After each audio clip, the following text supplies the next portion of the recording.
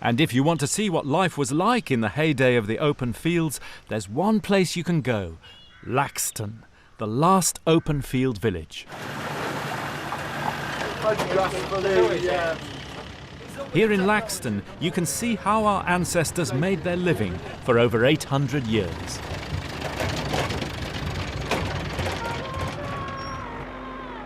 Everyone had strips in the open fields. Everything worked by cooperation, overseen by an elected field jury of 12 good men and true. So this is exactly what they did in Kibworth back in the 1200s and the 1300s. This is the field jury going out into the fields, check the width of the strips, hammer the stakes in, check whether one farmer's infringed on the other's fields.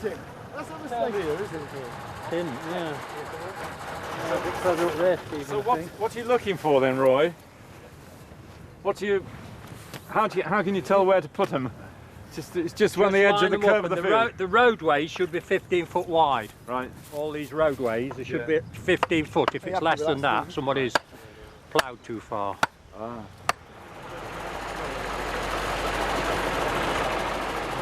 The other great thing about this is you get a real sense of what an open field landscape looked like with these huge open fields. There's no division between the strips apart from the bulks and the stakes. It's a great wide open landscape. This is just what Kibworth would have looked like then. A well-off peasant might have 50 or 60 little strips scattered through the 3 fields. None of them straight. There's not a single piece that's straight, I don't think. Not one. I know. I always think it's to do with the land, because you can't plough the land. The soil changes as it goes across, and it pulls your plough. But if you keep ploughing it every time the same way, where it's gone one way, you keep going the same. Wow. God. The light land ploughs straight, and the strong land ploughs wide. Here at Laxton, you can get a sense of the communal effort of our ancestors, men and women, that was needed to maintain such a complex system. Straight line, look. Oh yes. Could have come to there, so he's left it. If it had been the other way, if it had come to here, we'd have been in serious trouble. I want somebody who knows what they're doing to go round there. Are you going that way, Carl? This kind of great image of the kind of medieval farmers of Kibworth going, I want somebody who knows what he's doing. You go down to the sheep's bottom and you go up to Blackwell Seek.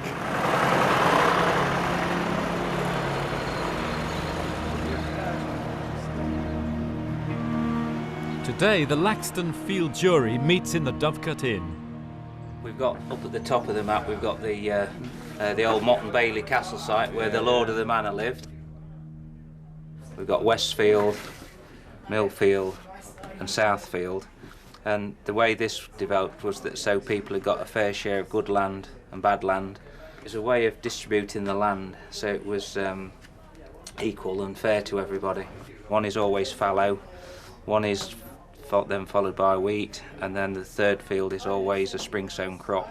And then the woodland forms our parish boundary, so you can see how the rural landscape developed from the centre of the village out into the countryside. What findings we got off Millfield?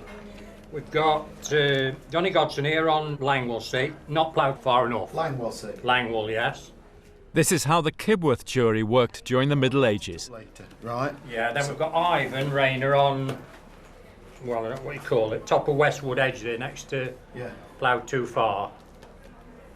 About a foot. Final one. Final one. It's fairly. It's fairly. It's fairly blatant. To be Yeah. Yeah, it is. Yeah. So we're going to find him. Yeah. Go on then. I'm open. What we put in? 50 quid. No, But this is much more than a quaint survival. You're watching the roots of the English system. Fiver. Yeah. All in agreement. Cooperation, respect for your neighbours, and the idea of fairness. That good old Anglo-Saxon word.